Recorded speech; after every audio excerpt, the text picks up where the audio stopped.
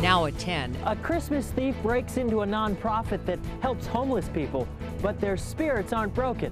We'll tell you why, coming up. Plus, the first big snow emergencies of the year. We typically will write 7,000 to 8,000 tickets and tow some 1,500 vehicles. The rules you need to know to avoid a ticket or a tow in the Twin Cities. And we asked, and you answered. Tonight, your favorite Land of 10,000 Stories episode of 2015.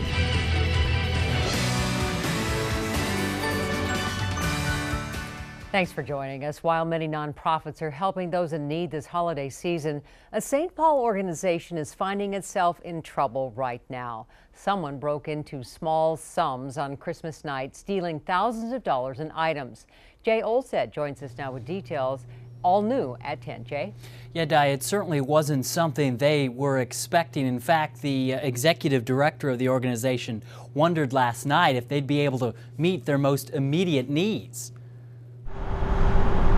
Somebody broke into the office. At the Small Sums office in St. Paul. I know, it's awful. Executive Director Terry Thomas is telling anyone who will listen about a break-in. Took this very heavy rock and broke out one of our kitchen windows. A break-in she feared would break this small nonprofit that helps the homeless. It was just a mess. It was just, you know, it's a chaos sort of thing. It's like, why would you do that? She and police believe it happened over the Christmas holiday when someone allegedly smashed a window and ransacked the place. Pictures of the aftermath show the burglar rummaged through desks and threw stuff to the ground. And this is the room where they really scored. That's where she says they broke into the small safe, stealing Goodwill gift cards and bus passes the organization gives to people in need. It's about $3,700 worth of cards, and then they took a laptop. I was shocked. I was really surprised. Carlin McGregor knows exactly how important those gift cards and bus passes are for someone trying to find a job. I was able to breathe. Like she did when she got help from Small Sums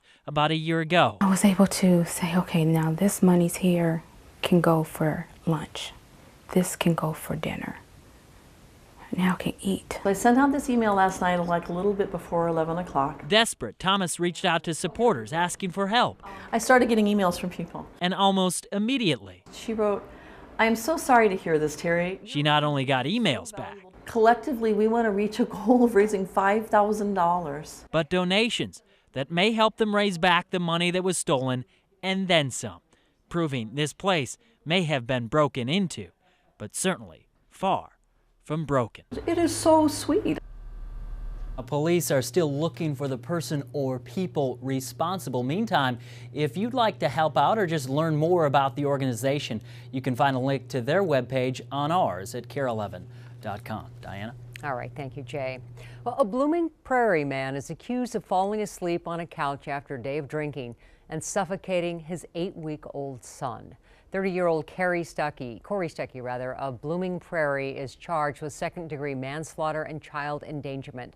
The complaint says Stuckey's ex-girlfriend found their baby face down on the couch under Stuckey's arm and his back on July 18th. An autopsy found the baby died from asphyxiation.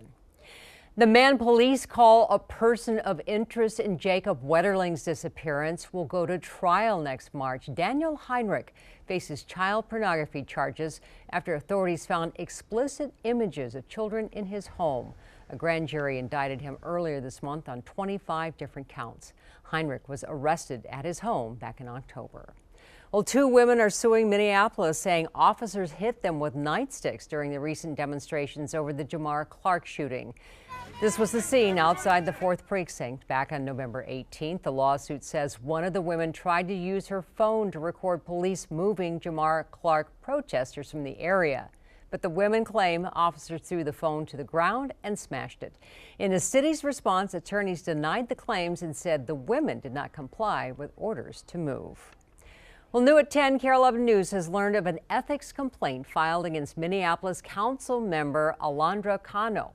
The city spokesperson would not confirm when or why the complaint was filed, but it comes after Cano tweeted the personal information of constituents who were critical of her participation in a Black Lives Matter protest before Christmas. Again, the city would not say if the two are related. In Cleveland, activists have ended their protests of a grand jury decision not to indict 2 white officers in the fatal shooting of a 12-year-old. But the protesters plan to reconvene tomorrow in the March for Justice for Tamir Rice. About 100 people stopped traffic in downtown Cleveland during rush hour tonight by forming circles at major intersections. Police directed traffic around the crowd. Cleveland's mayor says that he welcomes all peaceful demonstrations. A Texas woman and her son, known for invoking an affluenza defense after a deadly drunken driving wreck, will return to the U.S. tomorrow. Ethan Couch was placed on probation after the wreck, but the 18-year-old ran to Mexico as authorities look into where he violated his terms of his sentence. Police say Couch gave up his location when he used his cell phone to order a pizza. We'll call it a tale of 2 snowstorms a day after yesterday's winter blast. Parts of the Northwest Metro are wondering, where's the snow? This as cities to the south are still digging out. Laura Betker's here with a first look at our forecast. Laura?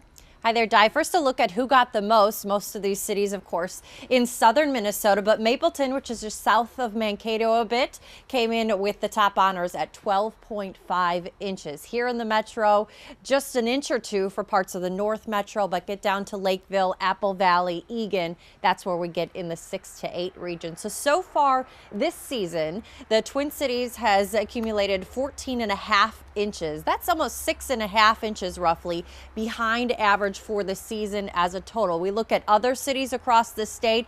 St. Cloud is behind the mark. Rochester is behind the mark. Duluth, the only one here that is sitting ahead of things at 7.8 inches. So we do have some catching up to go, not a bunch or any in the 7-day forecast, but we'll talk about some flurries overnight that could give us an extra dusting here by Thursday, Di. All right. Thank you, Laura.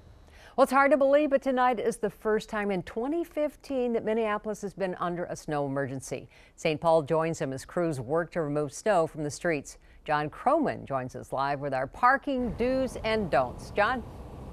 Well, Di, the big do is move your car if it's parked someplace where they need to plow. The big don't is don't end up down here in the impound lot like these folks trying to bail your car out of automotive jail. Now in Minneapolis, the snow emergency and the plowing began tonight at 9 o'clock. They started plowing in the snow emergency routes, and the parking is barred on both sides of those routes until 8 in the morning tomorrow. At that time, they'll start plowing the even sides of the non-emergency routes and hit the odd sides the next day on Thursday. It's all about clearing the streets curb to curb before the next storm to keep those avenues passable and yet still leave room to park. So we hope that people will comply with the rules and pay attention. We'd rather not have to tow a single car, but for those that won't comply, unfortunately we'll have to do it because that's what people demand. But what if you went back in time 20 years and asked the 1995 Mike Kennedy about all this? Well, same vibe. We're really starting to step up the enforcement, especially with the weather coming along. We want to make sure the streets are as clear as possible. We like going retro. The average snow emergency, they'll issue about 7,000 tickets in Minneapolis, tow roughly 1,500 cars. That's why they've made 70,000 robocalls and 100,000 email alerts to people, plus social media. You can get your car back, but you got to pay a ticket, $45, the tow charge, $138, and the impound lot storage fee, $18 a day, and that adds up. So that's why you don't want to end up down here at the impound lot and have your car be in this very sad parade. Over in St. Paul, much easier rules. If your street says night plow right, don't park at night plow route, don't park on it tonight. If it says day plow route, don't park on it tomorrow. Back to you, Di. All right. Thank you, John. Good words of advice. Well, a laid-off steelworker from Eveleth will attend President Obama's final State of the Union address next month. We interviewed Dan Hill just last week when the president's chief of staff made a visit to the Iron Range. He urged the White House to support steelworkers and reduce layoffs. U.S. Senator Amy Klobuchar invited Hill to the State of the Union as her guest. Klobuchar was instrumental in getting Dennis McDonough to meet with affected Minnesota miners. Well, many students are still on winter break, but in Minneapolis, more than 800 children are hitting the books to earn class credit. The Winter Break Academy gives students a chance to stay on track to graduate in 4 years. For 6 days, students undergo intense classroom instructions to earn credit and get their grades up. Even a snowstorm couldn't keep students away today. I'm so proud of our students, Minneapolis Public Schools. They're giving up their time, understanding how important it is to graduate within 4 years in Minneapolis Public Schools, and their commitment to make sure that whatever credit they might have lost for whatever reason, they want to recover it and recover it quickly. After first quarter, 30% of the district's ninth graders were not on track to graduate on time, according to a spokesperson. The hope is the academy will help students get on track and stay there. Well, still ahead at 10, the severe weather continues across the nation. Tonight, parts of the Midwest brace for record flooding as people evacuate to dry ground. Plus, a winter warning for visitors to Minnehaha Falls. It's been 5 years since we first introduced you to Bachelor Chad Koosman's Christmas. I said I do to Christmas lights too. The wife who came for the lights. Next, in the land of 10,000 stories.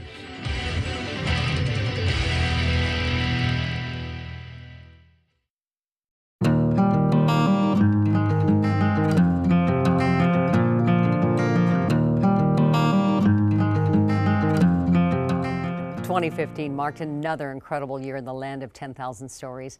We asked you to vote on your favorite over the past couple of weeks. And the winner is Boyd Hoopert's visit to Willmar, where some big-time changes have taken place for a one-time bachelor who's been lighting it up for 5 years now.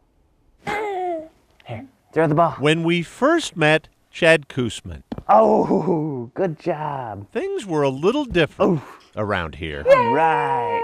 Was a little bit of a bachelor pad. I didn't have one picture on the wall. Just that deer mount when we walked in his house 5 years ago. I would joke around with my mom and I would say, is all what I want for Christmas is a girlfriend. Chad was too busy decorating outside.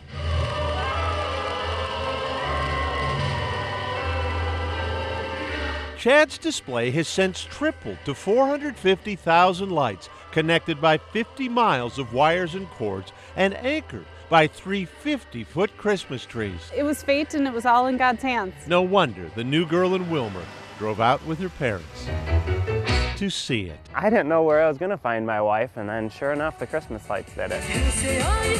A year later, Chad proposed to Angie under the lights.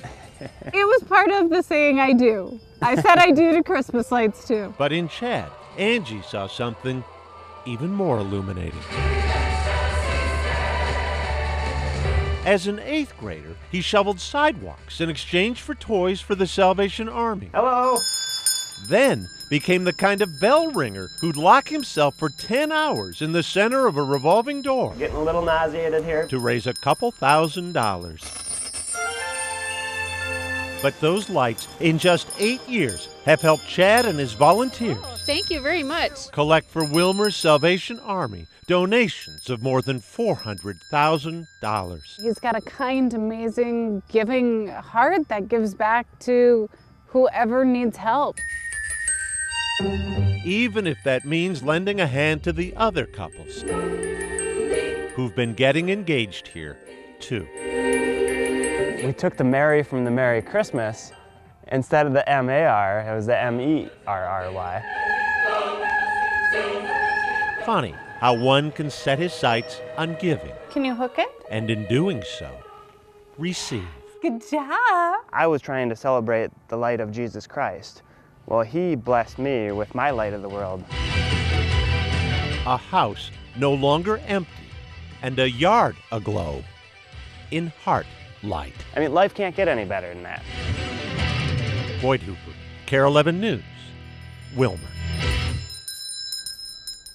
And Chad and Angie Koosman recently received some more good news. They are expecting their second child in May. The Koosman's lights will remain on display through January 4th. You'll find more information on KARE11.com. Well, this is a good night to go out and see their lights, right? Yeah, a few of them left while they're still up and nice and bright. We have a nice stretch of weather here to enjoy some of the wintry look that we have going on for a good chunk of the state right now. But it has been a very warm December overall. All these days in red, those are days with above average highs, and just 2 of them were below average. One of them was yesterday at 23 degrees. Today we made it to 27, currently sitting 11.2 degrees above average for the month, and haven't seen a 0-degree reading yet. We had an 8-degree. That's been our coldest so far. On average, we get a 0-degree reading by December 8th. The earliest we've ever seen one is in early November, November 4th. That was in 1991. The latest, January 18th.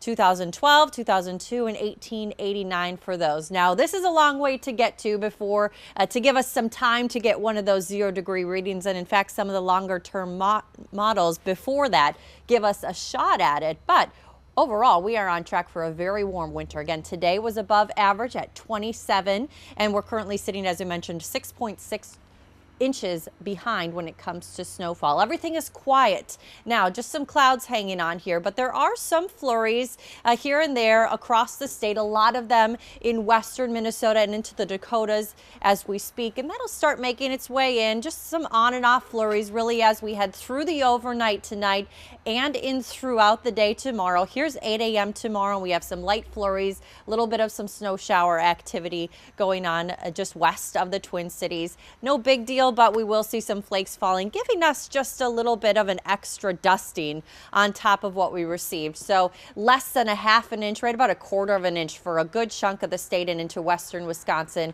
Perhaps some higher amounts up 94 toward the Alexandria, Fergus Falls, Detroit Lakes area region where we could see about an inch. But just an extra little light coating for us as we head closer to the weekend. So flurries, light snow tomorrow, maybe a peak or sunshine or two, but overall it's pretty cloudy, and that goes for Thursday also, when it is quite chilly. 16 degrees for Thursday's high. That is by far the coolest day here on the 7-day forecast. But overall, a nice stretch of high pressure starts to make its way in for the weekend. So that means travel to and from celebrations on both New Year's Eve and New Year's Day look quiet and comfortable on the roads this weekend.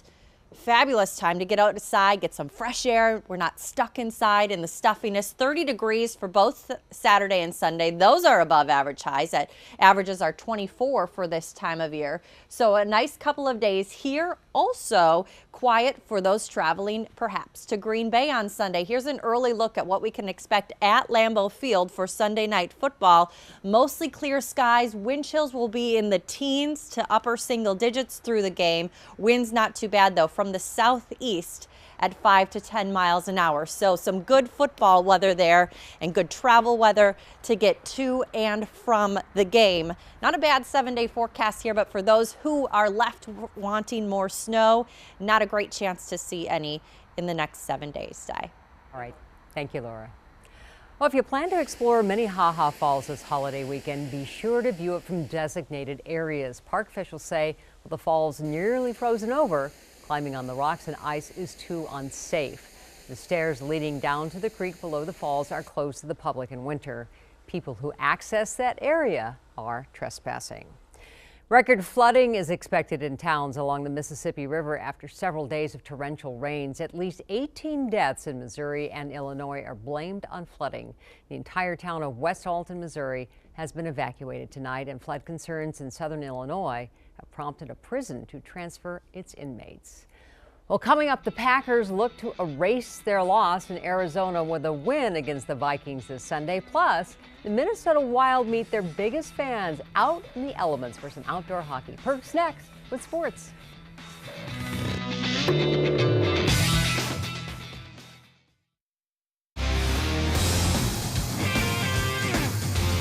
KARE 11 Sports from the Renters Warehouse Sports Desk. Outdoor puck. It is near and dear to so many of us Minnesotans. It's a big part of what makes this the state of hockey, and what a treat for these fans today. Hundreds gathering rinkside at the Braemar backyard in Edina today to watch the Wild get in this outdoor practice. The team is still several weeks away from their outdoor Stadium Series game against the Chicago Blackhawks at TCF Bank Stadium, but they're out there today in stocking caps and hoodies, getting the outdoor chops ready. The team is off now until New Year's Eve when they travel to St. Louis to face the Blues. Obviously fun for the fans to be able to be that close and be outside. So it was neat. I got a rink in my backyard for my boys, so skating outside I think is the best time. Yeah, no, that's fun, and especially now with the snow, it's even better, the atmosphere. I prepared. I had a lot of layers, and some of the other coaches were not so prepared, and they had a tough time out there. But this is, you know, it's good. You know, this is what we're going to face. The regular season hasn't even come to a close yet, but the Philadelphia Eagles still fire their head coach today. Chip Kelly is given the axe after the Eagles have officially been eliminated from playoff contention with a dreadful 6-9 record. Kelly, in his third season at the helm there in Philly, does have an overall winning record, but it's not enough to save his job. He says he'd like to stay in the NFL. Have you ever had somebody try to tell you something you just don't want to hear, and so you plug your ears and go blah, blah, blah, blah, blah, blah, blah? I do that often. Actually, maybe you don't. Well, that's kind of how the Packers are rolling these days after their embarrassing defeat this past Sunday to Arizona. They're over it and all in now on this Vikes game Sunday night at Lambeau. And this is a crazy game, you know what I mean? You're going to go out there and you're going to have some good games. You're going to go out there and have some bad games. But, you know, amnesia on the bad games, amnesia on the good games, and come in here and prepare and get yourself ready for the next week. Big Ten play is cranked up in men's basketball, and guess what? The Golden Gophers are ahead of Michigan State in the standings. Minnesota plays their conference opener tomorrow at Ohio State. Meanwhile, the #1 ranked team in the nation, the Michigan State Spartans, taken down by Herky and the Hawkeyes tonight. Peter Jock, great name, hits the big three as Iowa adds to their second half lead. They never look back, stunning the top-ranked team in the country. And of course, they're in Iowa City. The fans storm the floor. Boom. That's sports. KARE 11 News, back after this. Well, by now, you've seen footage of people taking a spill or two on their kids' new hoverboards. Well, today, Mike Tyson proved not even he is immune from falling. Daddy, I don't want you to fall.